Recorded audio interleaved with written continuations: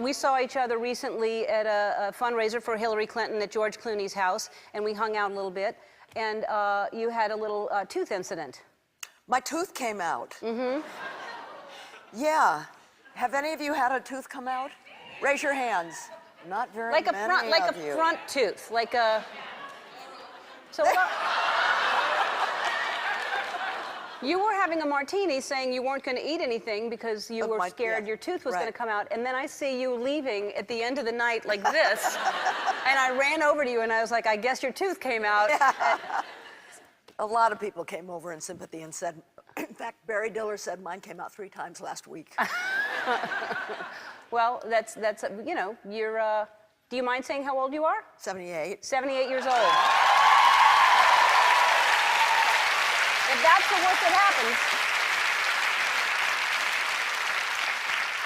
I mean, you look so good, and I know you know that, and I'm sure you hear it all the time. Thank you. But do you care about that number?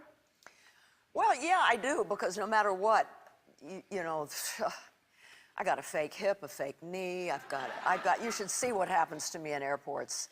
And I mean, it's just a fact, no matter what, your body is gonna go south, but your spirit and your mind and your, you know, it's like, people, you know, the old-fashioned way of looking at aging is you're born, you peak at midlife, and then you decline into decrepitude. But the way to really look at it is, even if your body is declining, even if you're sick, your spirit, your heart is on an upward trajectory, always growing and evolving. It's a very, I mean, not just this business, but just society in general, it's a very youth-oriented, I mean, everything you see in magazines, everything you see everywhere is, and I think that's, you know, personally with Hillary, I think it's what she's fighting against right now too, because she's, you know, not what we're used to seeing in women in society, right? It's so exciting that she may very well be our president. I mean, we could have a woman president. That'd be amazing. Oh my Lord. Yeah. I mean, you've been an activist, you've been very vocal with politics, and this must be really exciting to actually see that it's a possibility. Yeah, it's not just her gender. Mm-hmm. She will play the woman's card. I mean, a man could play the woman's card too, but she will deal with things that other people aren't dealing with, like domestic violence, like equal pay, like this ERA. Mm-hmm. And she's super smart, and just, I mean, I think she's amazing. I think she's... And she just gets knocked down, and she comes back, and...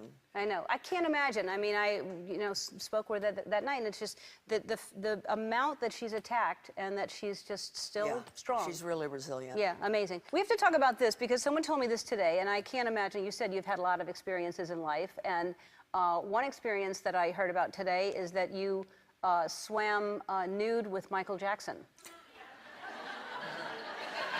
Of course. I'll tell you how. Of course. Here's how it happened. He was visiting me when we were shooting on Golden Pond, and I had a little cabin on the lake, Squam Lake in New Hampshire, and he stayed with me for about 8 days. And one night, it was a full moon, and he said, let's go swimming. It was his idea. Uh-huh. When he said, let's go swimming, did he mean, like, nude? Well, he hadn't brought a bathing suit.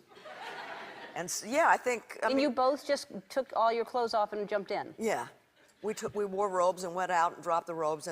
But, you know, here, I am the only person in the world who has skinny dipped with Michael Jackson and Greta Garbo.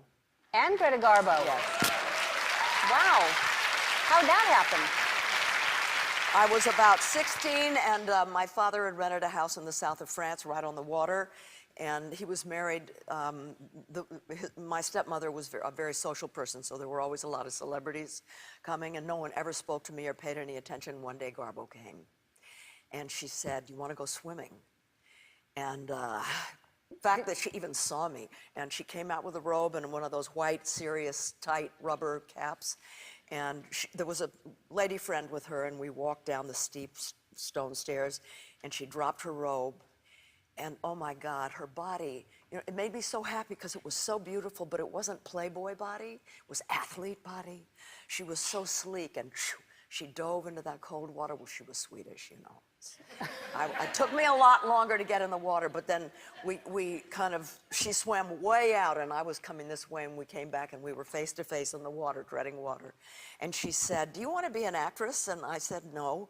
And she said, "Well, you're pretty enough, you should be." I almost drowned.